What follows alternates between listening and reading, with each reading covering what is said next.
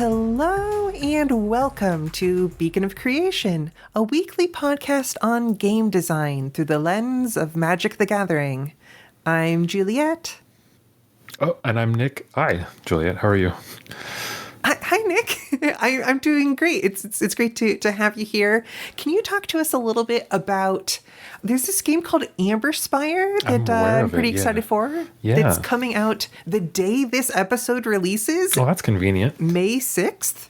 Yeah, well, so Amberspire is a game I have been working on for the past couple of years. I'm a designer at Bithell Games, and a couple of years ago we released The Banished Vault, which is like a survival strategy, gothic horror, math-focused look on space exploration and why it's existentially terrifying. And then since then, we've been working on a dice-driven city builder called Amberspire, which is set in a kind of science fantasy universe.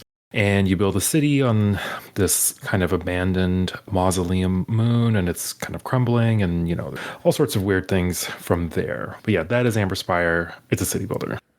Yeah. And I want to get into some of the details of that in a little bit, but I think there's something, at least a way I might draw a comparison from Amberspire to Magic is like an intersection or interaction of the planning and the random. With Sure. I can build a deck. Every game that I play with that deck, it's going to draw differently in some way that, like, I can have a plan for a city, but, like, the dice are going to impact a lot of the, like, actual specifics of how that interacts with the rest of the world. Yeah, and that's like an interesting break from the traditional video game city builder, right? Which is very much like, I'm going to put these buildings here and these houses here and these districts exactly where I want them to, and kind of like, you know, there's friction in balancing various needs of the citizens and like various kind of outcomes of your decisions. But a traditional, you know, SimCity lineage style city builder, or like an Anno lineage style city builder, very much like under the player's control, and something we wanted to do differently was just like, well, honestly, first we're like, let's put dice in a city builder, which is not like, we're not the first people to think of that, obviously, but it was a starting point. And that kind of like necessitates a certain acceptance of randomness, right? Because like a dice is a die. It's going to produce bounded results, but random results. And so from there, we were like, well, okay, so if this is going to have a lot of randomness, what does that say about cities? And, you know, in real life, cities are like these kind of confluences of directed actions by people within them, and also random actions by, you know, the terrain and the environment and the weather, and disease, all sorts of things, right?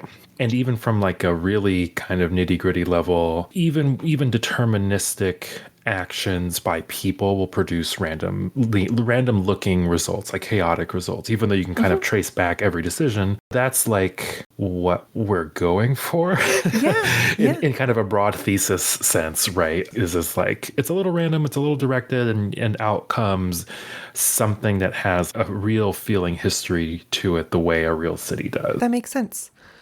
No, thinking about this, I would love to kind of pick your brain some on, what do you think it is that draws us to city builders?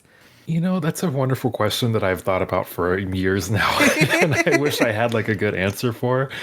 You know, it's funny because, you know, I think in the past, like, let's say 15 years, since Dwarf Fortress, right? Like the original colony builder kind of game, we've had kind of an explosion of colony builders. And it's like, oh, there's colony builders in space, and there's colony builders on Mars or whatever, right? Like thematic variations. But city builders have been around for like 3 times as long, right? The best answer I have is that it's rewarding and fun to just like make a little model city, right? In the same way that I think we've had old train sims like Transport Tycoon, that kind of thing, right? We like to see a little version of something, and I think that's like a very basic urge in people. Sure. And the city is like, yeah, you can do a lot with a city. You can express a lot of things with a city, and I think that's at least some part of the answer. I'm sure you could like really dive into it, but I was busy making a game, so.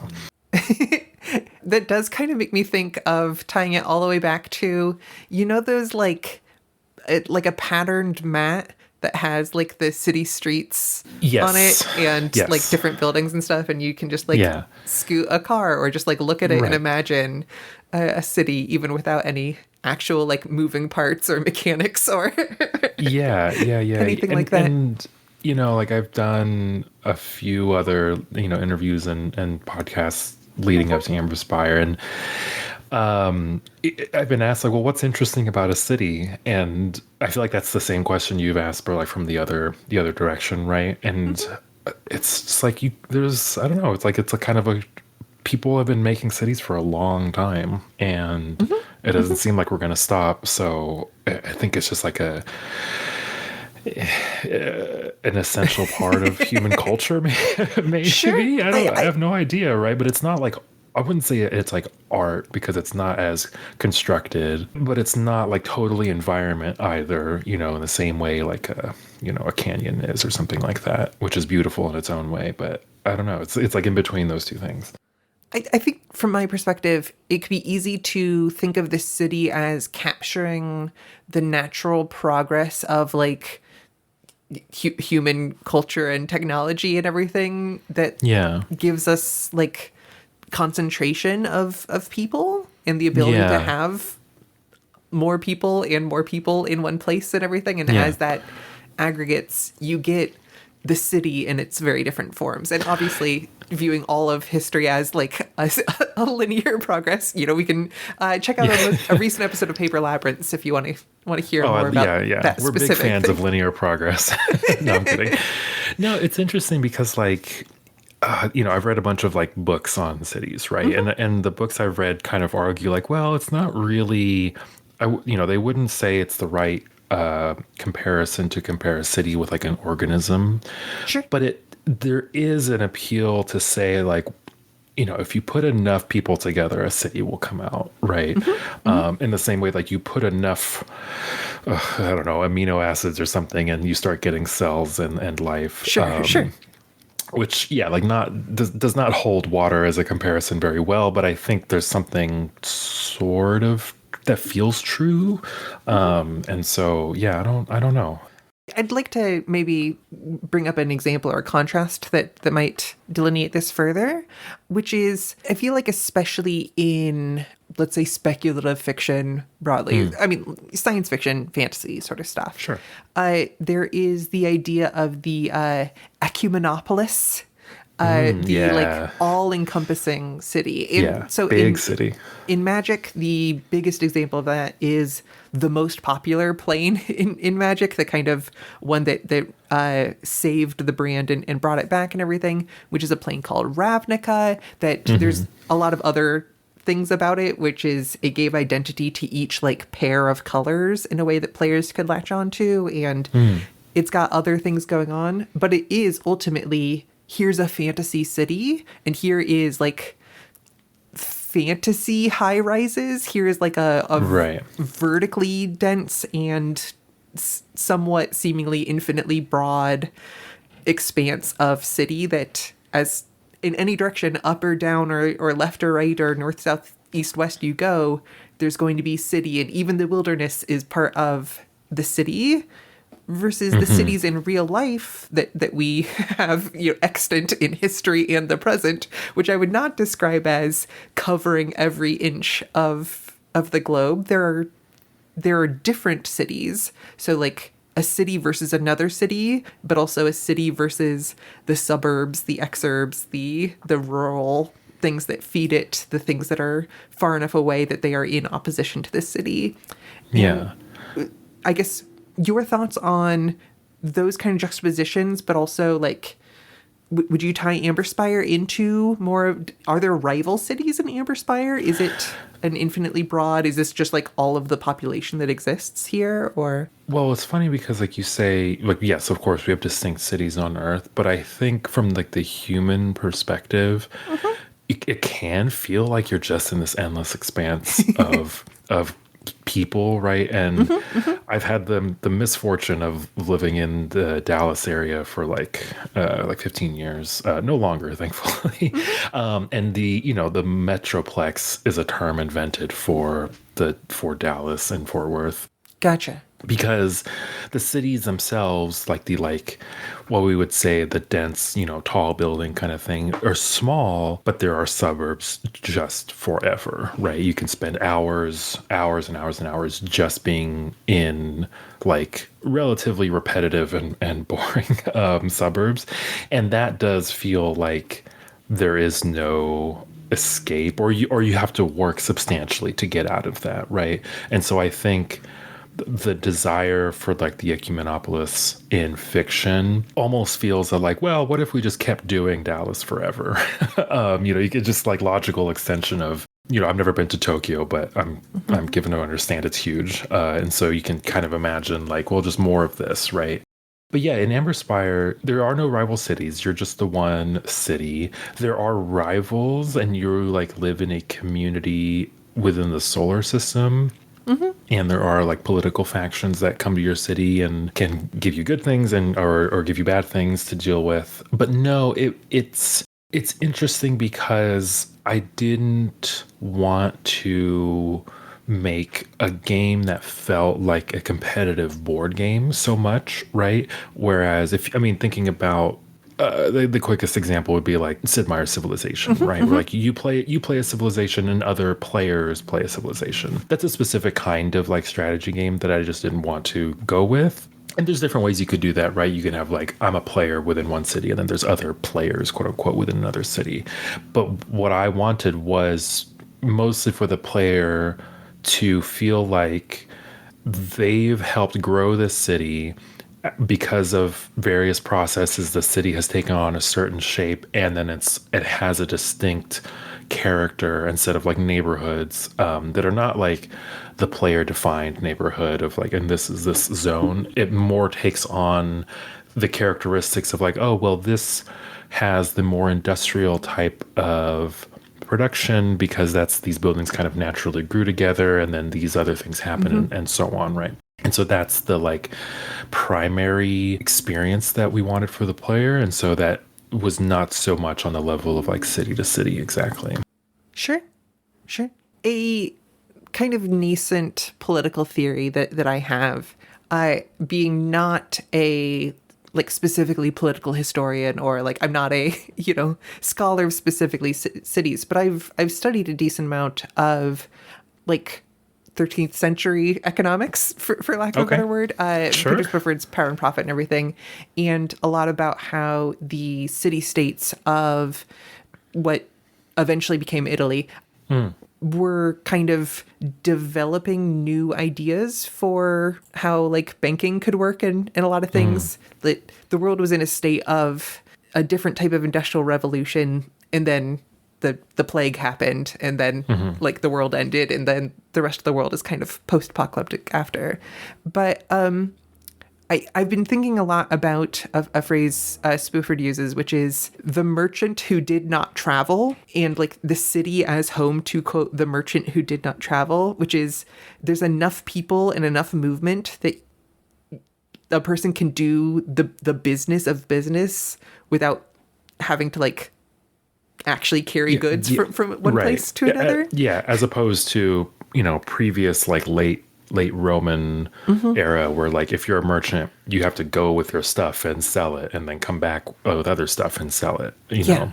And the idea of like, oh, I'm going to have an account here where I don't even have to bring the gold. I'm just going to use paper accounting to do to mark that we've been paid and everything.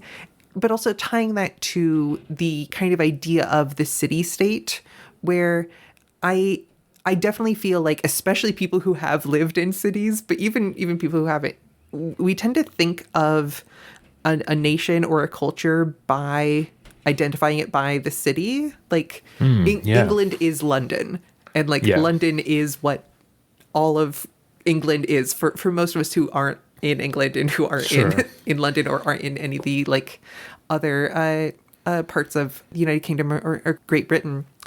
And how, because there's lots of people in the city and oftentimes the people who are the ruler of a place or the government is like in a city. The city kind of stands in. There's like a synecdoche sort of action for the state.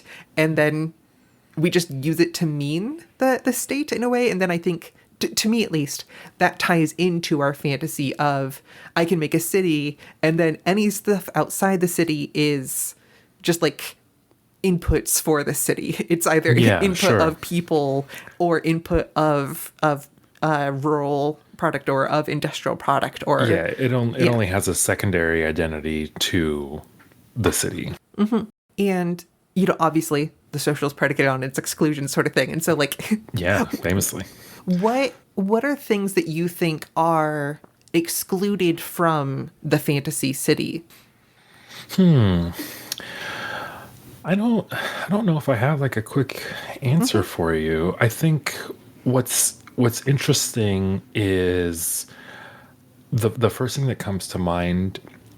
It comes from a more production point of view from an author, right? And that like you see a lot of fantasy cities that are they feel more like a Disneyland kind of city or a Potemkin kind of city where like it's shaped like a city, it looks like a city, but you don't really and this is not like a bad thing because you're telling us a story, but like you don't see the sewage systems of Rivendell or whatever, right? And you don't see the farms that are supporting. I'm trying to think of other fantasy cities. Let's say Coruscant, right? It's like there are giant farm planets.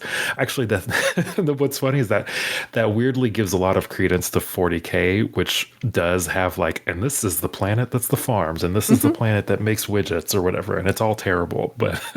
So I don't know. I think you do get these sort of gaps because of the author has a specific focus. But yeah, and as well, perhaps from a point of view of wanting fantasy or speculative city to feel different, you wouldn't want. I can imagine the author saying like, well, I'm not going to make this city feel like Chicago because Chicago already exists, and I want people to feel transported and make it feel differently, right? And so we're not going to have meat packing and the lake and so on, that kind of thing. You might have specific elements of those, but you want them to feel different, and so you kind of reflect it or just recontextualize it or whatever. So yeah, I'm not sure. I guess, and as well, like in Amberspire, I have made some very specific exclusions that I don't know if people will notice or care or at all. But for, like, I guess the easiest one, that's the most obvious to me, that may not have no idea, is that there's no food production in Amberspire. That kind of thing is in my head. Obviously, people are eating. But you don't have like, restaurants or farms or things like that. Because I'm leaving a specific like gap in the like representation of the world that the player can speculate on. And I don't know if that will be an interesting point of speculation for the player, or if it'll feel like I forgot to put food in the game, which I didn't. And so I don't know. I think like fantasy and or science fiction or whatever, like sometimes have these gaps from a narrative point of view, sometimes have a gap from like they want an interpretation point of view. But I guess I wish I had a better answer or way to think about that more, because it is interesting. Sure. Are there any things that you feel some other, we don't have to name specifics, but that some other either fantasy cities or like city builder games or anything leave out that you decided to include in Amberspire? Oh yeah, that I can answer a lot. Great, yeah. So it's not so much like include or leave out, but like specific tones that I wanted the Amberspire to represent. It's like the randomness is a big one, obviously. The way people populate I guess to go into the randomness more specifically, the way people populate your city is not under your control because honestly, playing other games, I got really bored and fed up with having to place like 50 houses every 30 minutes, right? To kind of keep building the city. And so that came out a little bit out of like, I don't think this is fun. And also, and also has like a broader thematic goal. The way the environment interacts with your city in Amberspire. So you're on this like fantasy moon. You roll weather die every couple of turns, and the weather dice activate terrain tiles surrounding your city. And there's 4 different types. It's like, flood and rust and fog and grass. And those have like specific mechanical effects, but they're all just sort of out around your city doing things. And that feeds into the randomization goals, but it also feeds into the idea for me that like a city and an environment don't have a fixed boundary, right? The terrain tiles are just tiles wherever they are, right? So you can have pockets of terrain in your city and, the majority of it is outside, right? And then you can have loose houses kind of spread out around past the kind of obvious boundary. And so that's something I really wanted to get across is, cities don't just end, right? That they have this sort of like density value that just slowly tapers away. And I want to, I guess, say like, it's not that I'm finally bringing new ideas to the city builder. Sure. It's just more like, these are the specific things I want to focus on that I want to like really stress more than other elements. Like, where I want the player to focus on broader, higher level ideas as this like metropolis is created. Does the player in Amberspire have like a title or position that... No. Yeah, the player is never characterized. Actually, that's not true. The player does have a position, and I'll tell you what it is off air because I really am really curious if people will pick up on it because it's like one of the more... It's something we changed very late by recharacterizing some things in the game, and I'm being very I'm being very vague here. The player does have an almost surreal position that I'm interested, but no, like they're not like the mayor or gotcha or whatever. Yeah. Is there a hall of governance or a parliament or a place where laws or any senatorial sort of jurisprudence? Not exactly. No. Partly what I want to think about, and this is one of those quirks of game design where you put a lot of things into the game, and then once there's enough things in, you sort of see what is actually there in front of you, which is frustrating, but is kind of, as I've had enough experience doing this, it just seems to be like a kind of law of the universe. And so, like now that I see a lot of what the game is in front of me, I have a better idea of what the governance of the city is, and this kind of like, the timeline or the time that this is taking place in is like so beyond the distant future. It's not even worth putting a number on. And so it's like, well, this is like some, I don't know, strange communism that we've never conceived of or so on, right? That's not, I don't know if it has like a recognizable structure, and part of me like doesn't want to give it one because it would like whip it back to the present too much. If it's like, oh, it's communism, it's like, well, okay, so they've read Marx, have they? And I'm like, no, they everyone's forgotten every word that has ever been spoken in the 20th or 21st century. Exactly. And so a couple different reasons for no, but it's something I do sort of want to think about eventually. That makes sense. I was thinking about how, I've spent a great deal of my life in Ohio. Right now I live in literally the very middle of like downtown of Columbus, Ohio. And the like fun kind of concentration of it's a big city and a state capital, but it is it's Ohio. A small city. It's not New York City. You know what I mean? Sure. It depends on how you scale these things. But also if you go into like the biggest city in a particular county in Ohio might be very rural, but what's the thing that makes that city important? Oh, it has city hall. It has the county seat. It has the courthouse. Yeah.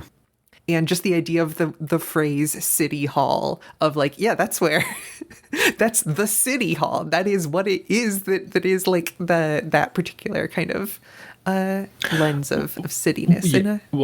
What's really interesting to me is that, like, well, by virtue of there not being much else to Ohio, with apologies to you and the residents of Ohio, there's nothing that can outweigh the city hall, right? Whereas I live in Chicago, a huge city by any metric, I think, but it's not the state capital, right? That's in Springfield, which is like, I don't know, however many hours away. And I've never been to Springfield because I don't see a reason to go necessarily. Not yet. I haven't yet found a reason to go.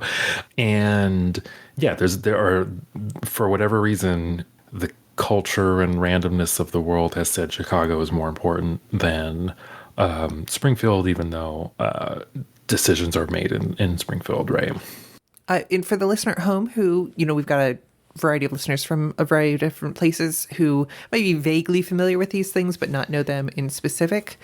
Chicago has a just estimated population of about 2.7 million. It's the third biggest city in the U.S.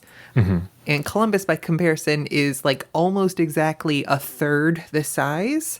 Perfect. And is the 14th biggest city in the U.S., that's still high up there. I was going to say, but you know what? That's higher than I would have guessed Columbus, to be honest. Mm-hmm. Well, and a few weeks ago, I was in Galway on the western coast of Ireland, which I think I was told has about like 150,000 people in it. And that was, a lovely city, to be clear, but big whiplash from leaving Chicago as well, right? Of, old city, dense, but very, very small. The entire city could fit within a few neighborhoods of Chicago geographically, right? Yeah. The Moonshot Network is excited to announce our Memorial Day weekend charity stream, Moontropolis, the city on the moon.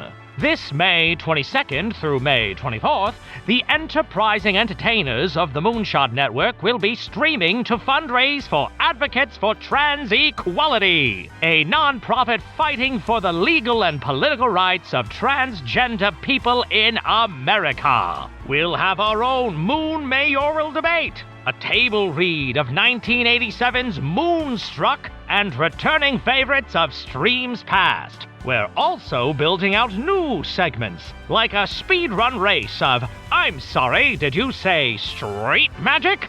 Help us build the city on the moon by tuning into Moontropolis, a good time for a good cause. Streaming May 22nd through May 24th at twitch.tv/moonshotnetwork or moonshot.move. Let's go to the moon! Moontropolis! Well, with a lot of general and a lot of specifics and a lot of diving into the theory, I'd love to kind of crystallize just a few things that could be, I don't know, like exciting takeaways for either the city as real or the city as fantasy. And maybe kind of just for the purposes of like designing a thing, maybe we make two little buckets of what's something that would like make a city seem very real. Maybe is that something that is missing from the designed affect? And what's something that would make a city seem exciting, whether or not it's real, if that makes sense. Yeah, that's fun. To that end, do you have any first thought, best thought sort of things for either something that makes a city seem particularly real or particularly exciting in a sort of fantasy way? The first real thing, and I should say on air, because we've talked about this, I don't know very much about Magic the Gathering at all. So you feel free to say, oh, that exists already because it's in this card from 2001. Yeah. They are printing so many Magic the Gathering cards now that even I don't know all of them, because there's over 20,000 of them. And I think the statistic is like over a quarter of them have been printed in the last like 3 years. Yeah, I think I played Magic for about 6 months 15 years ago, and I was like, I don't think this is for me. But I don't know, I've heard a few things. I know what Fireball is. That one I'm like definitely sure of. Yeah. And then after that, So the first thought that comes into my head for like making a city real is durability, right? Like I think especially from the fantasy of like a city builder, right? You can always destroy a building or a district or a road and repave it or make it wider or whatever. And in real life, you can't do that. Or, you can, but with like either great expense or great injustice to the people living there. And so something that gives... I mean, permanent is obviously already a tag in Magic, but something that gives a permanence to things in a way that is like you work around and the gap gets smaller and smaller and smaller. I don't know how you would express that, but that's like, for me, that's what makes a city real, is like you can't just tear it down and start over. You are always building on a ruin of some kind. Yeah, I'm thinking about, I've heard it said, I don't know the truth of it, that like all of Chicago's streets are built on top of a pre-existing street. Yes. Yeah. So during the fire of 18 something, I'm sorry, they were like, right, okay, let's not do that again. Let's raise the entire city. I think it was like 4 meters or something. Sure. So that there could be better drainage and sewage and stuff. And so, yeah, downtown, you have a section called the Lowers, which is just like an entire not subterranean, I guess, but like below the city tunnel system. If you've seen the Christopher Nolan Batman films, they film a lot of those. Like any tunnel sequence is filmed down there. And so it's all like dimly lit and concrete. It's a great place to go if you're interested in how cities like work in a very specific way, because it has this sort of, oh shoot, what's it called where they buried all the people underground in Paris? Just the Paris catacombs, right? There's catacombs. Yes, yeah. It has a catacombs kind of feeling to it. It has this sort of like, sewage tunnel sort of vibe. So yeah, that Chicago has done that, and it's definitely given us some quirks.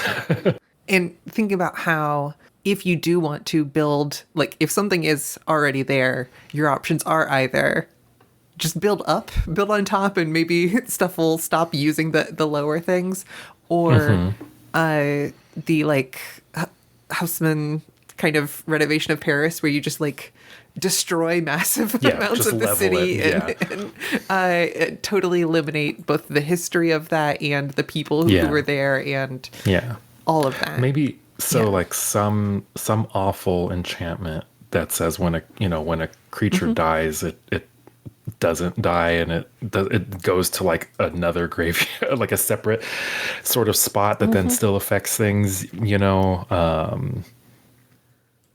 That'd be my first stab Permits at don't leave the battlefield, I think is an interesting just like concept. Like lands, creatures, instead of leaving, they just like lose all abilities. And right, they're 0/0. They lose all abilities, but they somehow take up space. I don't know how you would do that, right? Or actually, you could say, if a permanent would leave a battlefield, you put it in like a stack that's like between the players, right? And each one is interleaved. And then at some point you pull cards out of that stack or something. I'm not sure how this would cash out into like game terms, but it's like things are still around. They don't just get whisked away. Yeah, that's great. And that's not something I would have like thought of going into this. This is the great thing about the synthesis of two people talking together is I think this is a good place to start. Thinking then about what's something exciting about like fantasy cities? Man, I don't know. I guess I don't know what's new here, right? Because like Magic has fantasy cities, and they're they're fun. They're doing the Fantasy City thing. I guess what's something that excites you about fantasy cities, whether it's been done a lot before, when you see a fantasy city, what's something that makes you go like, this is cool, that isn't just like, oh, this is really real. This is like the Canal District, or this is about the transportation reforms in Moscow in 1911. You know, like what like tickles my brain in a very like ooh, I love this is like just a high concept city, right? So you know, Venice or Petra or there's other high concept, I guess, like Singapore or whatever, right? Where it's like this city has a thing and it's got its deal and it has all sorts of weird stuff. So, you know, like Ecumenopolis does this. Honestly, a lot of the cities almost all of them, but a lot of the cities in Invisible Cities, Telecavito stuff, where it's just like the whole city is, they made a web and the city is built downwards, hanging from the web instead of going it's upwards. Like, this city doesn't have doors, and you're like, okay, that seems kind of annoying, but sure, let's read about it, right? They built all the plumbing of this city first. All of the pipes make the shape of the walls. And God, I think every city in Invisible Cities is like, man, it sucks. It would suck to live there, surely. No matter how many beautiful women with parasols are hanging around fountains, I don't want to live there, which is also the other like subcurrent of Calvino's cities. Absolutely. The supply of women and parasols is infinite. Okay, you know what? I'd say this a lot. I'll briefly get into it. Italo Calvino's Invisible Cities is a great and accessible work that I recommend to a lot of people who are trying to get back into reading, because you can read each chapter like not just on a lunch break, but like on the equivalent of a smoke break. Like, oh yeah, like sometimes the longest one is like 5 paragraphs, basically.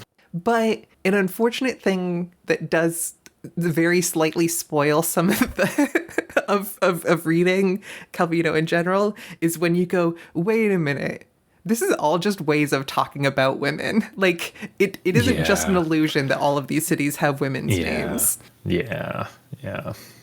But that is, I mean, an exciting thing about cities is they can be a kind of woman. I suppose that's right. And you know what? Shout outs to women. We love when the women's plumbing is built before the walls. Okay, well, let's move on. Yeah, let's move on. Okay, yeah. Maybe something that, it's funny how much this has in common with the real one, but like, I think it's exciting when cities have a verticality to them. Thinking about like the, like episode 2 Coruscant, where like, hey, we're going to be going on kind of a little like airship highway from one building to another. And then like, there's traffic beneath us and you could like go up and down into different traffic and not just like the normal cardinal directions. And there's one like beautiful moment in Andor season 1, I think, when one of the characters is like in their bedroom and they get like 10 seconds of sunlight and the shot is just like the sun comes out and then it goes away and you're like, oh, that's how far down you are, right? That's how little of the real world above you're getting. Yeah, verticality is, I think, one of those like base appeals of a city. It's rare. I guess, like the more spread out something is, maybe it's because, you know, we live in the United States, which has near infinite claimed space to grow in. You go to other places and they're just like, well, we can't go wider, right? So like, we're going to go up and down. Up and down and just dense and infinitely sort of dense. Yeah. Okay. Now I'm thinking about maybe tying some of that together, tying the Venice, the verticality, the honestly, like Amsterdam in certain ways, San Francisco, I suppose. Like, pick a type of travel and then maybe like do a high concept city idea off of a type of transit.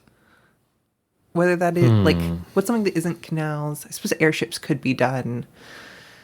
If people are like riding giant spiders or something. Okay. Or what's an animal we can make big and then have people ride a vehicle connected to a newly big animal. Yeah, or like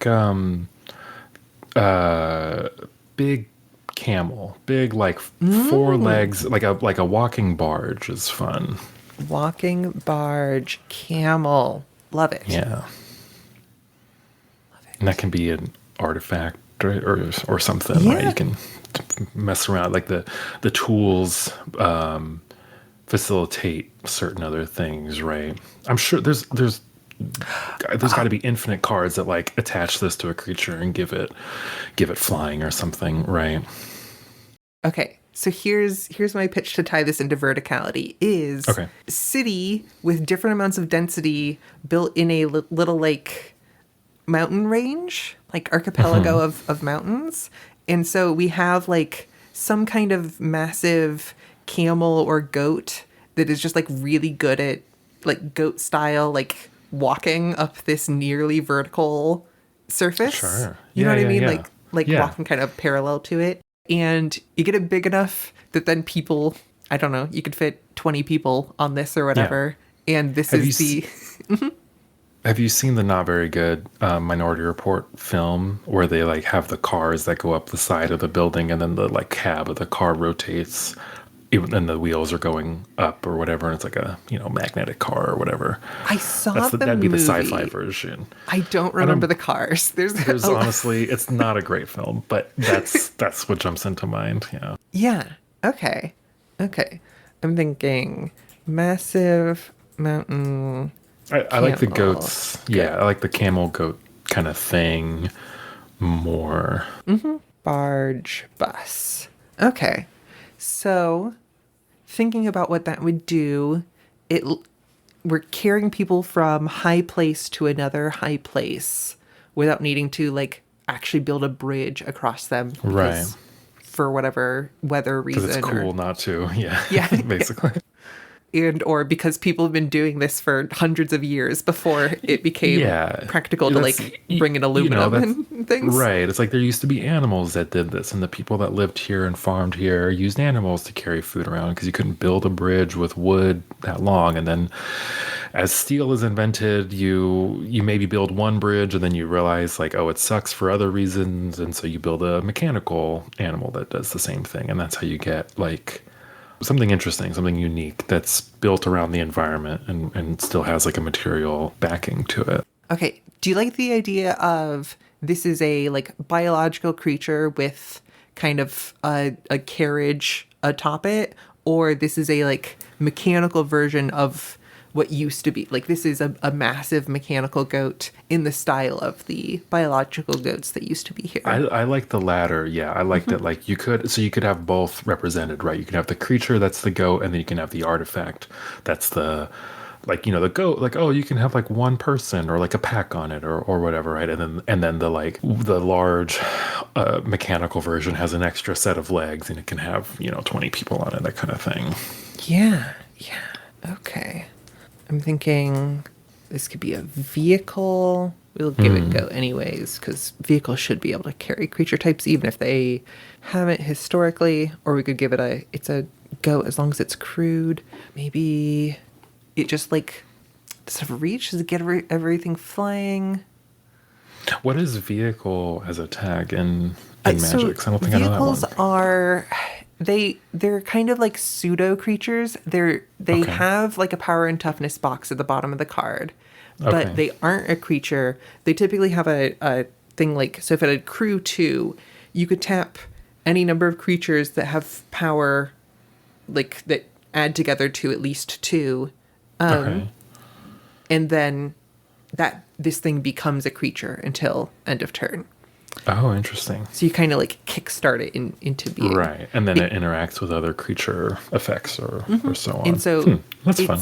Like somewhat dormant when it's not. Right. Like, so you could do a like destroy target artifact all the time, but a destroy target creature could only hit it while it's being crewed, while it's being vehicleized. Interesting. This could easily also just be an artifact creature instead. Does it protect the people? I mean, we're bringing people back and forth. How do we show the kind of the culture of this place? Yeah, well, magic, like a board of Magic doesn't have a location so much, right? Or no, sorry, it doesn't have like distinct locations like Because here the and locations there. are the lands, which are very cool. And something I think is like so cool about Magic is we get the cool art of the lands. We get the cool land cards to like identify the place. So maybe this does interact with lands. Maybe this Would it be like insanely overpowered to have it untap a land somehow, right? So you're using a place and you go to it to use it again, right? But that seems very strong. I mean, we could that it could, that's the equivalent of just tapping for mana. I'm like, what if this just gets a land out of your deck untapped? Oh, that's fun. Yeah. I like that's nice and simple. Make it a basic land, put it onto the battlefield. I'm gonna know untapped. It would just say, but normally this effect taps.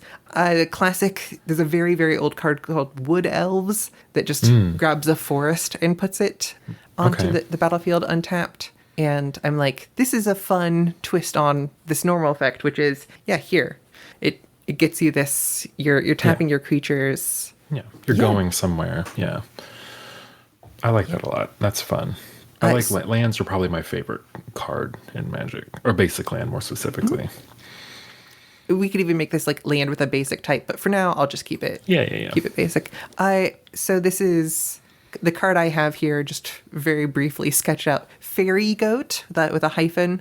That's an ERRY fairy, not an AERIE.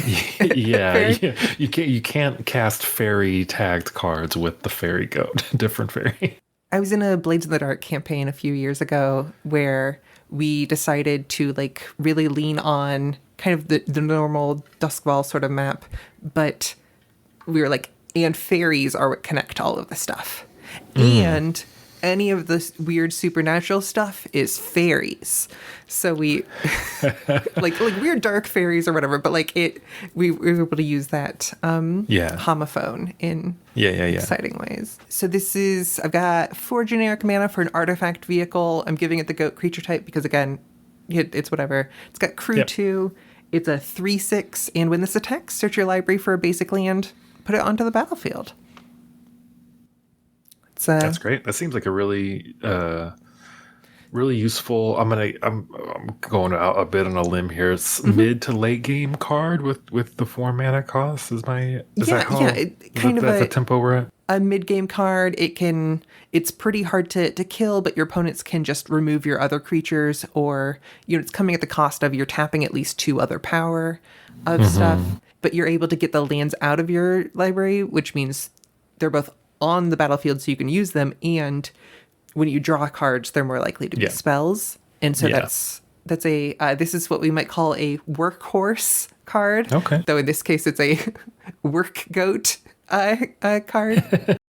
And so we were thinking about for the other card, an enchantment. I'm trying to think of what's a good like concept or name for this like building on top of building, this durability. I would say ruins of some kind. Implacable ruins. I like that. Something that like it's there. You can't get rid of it. Exactly. If a permanent would leave the battlefield, instead it put a ruin counter on it. Permanents with ruin counters lose all abilities and can't be tapped.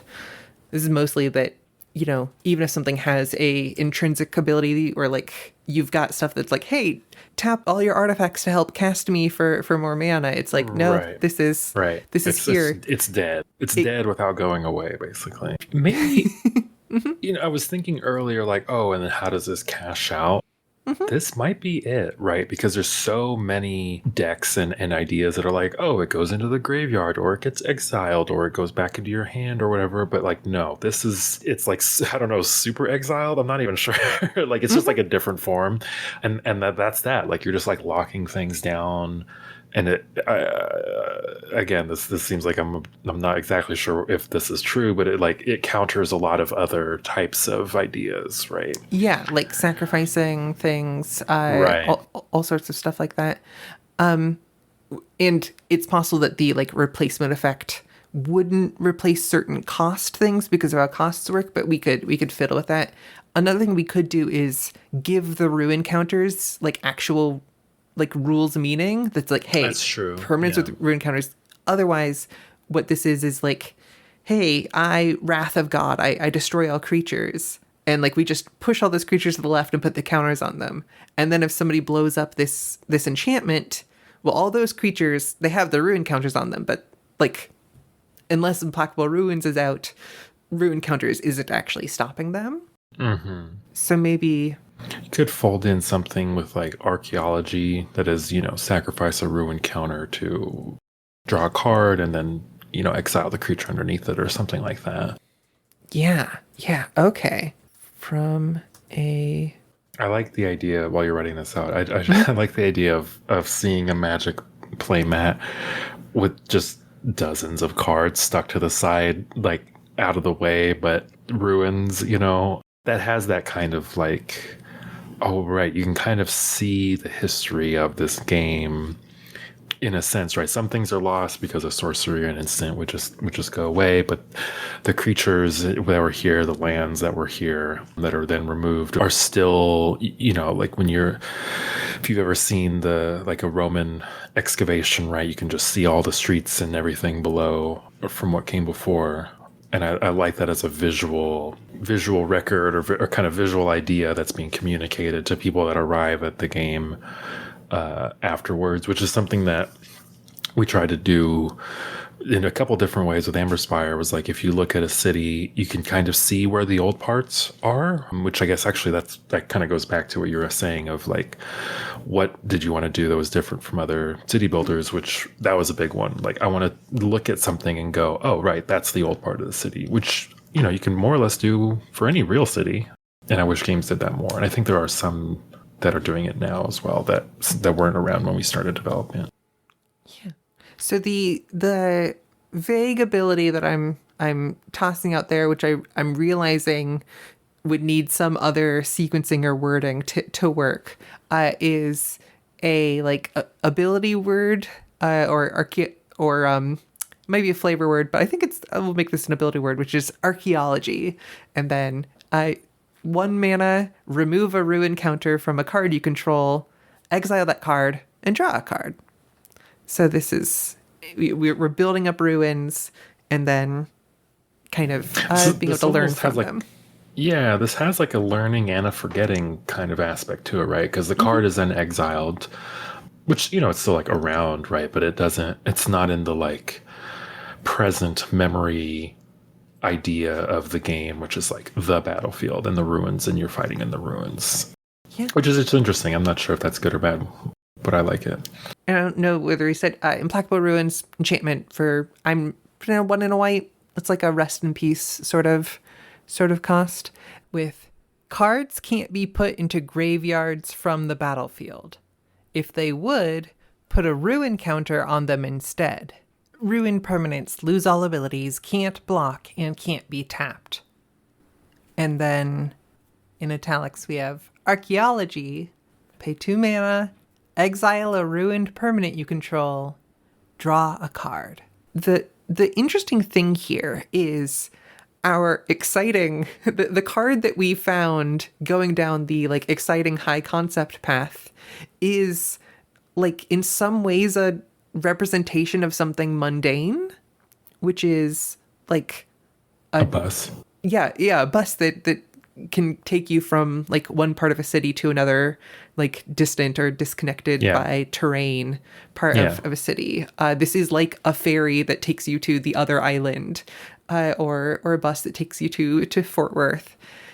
And there's no such thing, first of all. Oh, okay. They hate buses in Dallas. There's like 2 bus lines for the whole I feel metroplex. like Texas might not be that bad if you had like trains and buses. Sure, yeah. If Texas would be better with infrastructure, I completely agree with you. And maybe like I'm gonna say trains, buses, and shade would be the 3 things. Yes, they would have to be the coldest public transportation in the known universe. Just like a fridge with wheels, that would be perfect. Yeah. Yeah. And then trying to go down the real route, we've come on something that is kind of less tangible, more ephemeral, more fantastic, which is like can also be true, but is this like these ruins that can't go away, these implacable ruins that we're gonna learn the mysteries and histories of the ruins and draw new cards from. And so that's a fun weaving that these two sides kind of led us to the opposite. Like the one is the real to the exciting, the other is the exciting to the real. Yeah. I like that a lot. That was some fun designing. If you, the listener, want to design some cards and hear your submissions on this podcast, our May design challenge it's May, which everyone knows is Swamps and Marshes Appreciation Month. I don't know about you. Every month I appreciate a swamp and a marsh, but I also did leave Dallas, Texas, which feels like a swamp all the time. So, yeah. Yeah. I'm trying to think if I've ever actually been to Dallas. I've been to a lot of stuff closer to the Oklahoma border. I've never actually been, I think, to like a proper swamp or marsh, which I would love to go to in a, visiting, but not live there kind of way. I think, I often would think about wetlands as being very like Georgia, Florida sort of situation. We do, if you happen to be in Ohio and want to get out of the house and see other things that are in Ohio, we have a lot of fun little wetlands here, as well as a lot of our little state parks and nature. Anyways, our main design challenge is Swamps and Marshes Appreciation Month. Design a land or non-creature artifact that produces black mana. And then we've got 2 bonus points here. Thinking these optional bonus points. I've been in a very Into the Woods mood lately. So the first one is a cow and a bean. Give your card an adventure, an omen, or a prepared spell in the style of the recent Secrets of Strixhaven new prepared cards. And the other bonus point is it takes 2 that you would be happy to have this card in multiples. Get your submissions in the Discord. They're going to be due May 29th. So that's our podcast for this week. You can join our Discord with the link in the show notes. Thanks for coming on, Nick. Anything else you'd like to tell people about? Thank you so much for having us on. No, but Amberspire is out as you're hearing this. If you're interested in a city builder, I would love for you to check it out. If you know people that are interested in this kind of thing, passing it along would be also really helpful. You can find me on Blue Sky at Nic Tringali, and that's pretty much it. Amberspire is on Steam. Is it on... Yes. Epic or Itch or only Steam? Only on Steam. Yeah, check it out. This is a fun thing and really exciting to get to talk about. Looking forward to playing it. Thank you so much. Yeah, you can find me on Blue Sky at Folly Persist. Thanks for listening, and always remember that the city begins with you. Or, I suppose, put another way, it doth infinitely avail to the magnifying and making cities great and populous, the residency of the prince therein, according to the greatness of whose empire she does increase, for where the prince is resident. That's what I would tell Kublai Khan if I ever had to meet him. Which is I looked up the city shapes, the city assembles. Oh, yeah, those are incredible books. And it opens with a Giovanni Botero quote. And then I was like, wait a minute. The book that I'm reading, Power and Profit, The Merchant in Medieval Europe by Peter Swifford, also has a Giovanni Botero quote, which is the one that I just read. I'm like, wow. That's very funny. The city is all around us.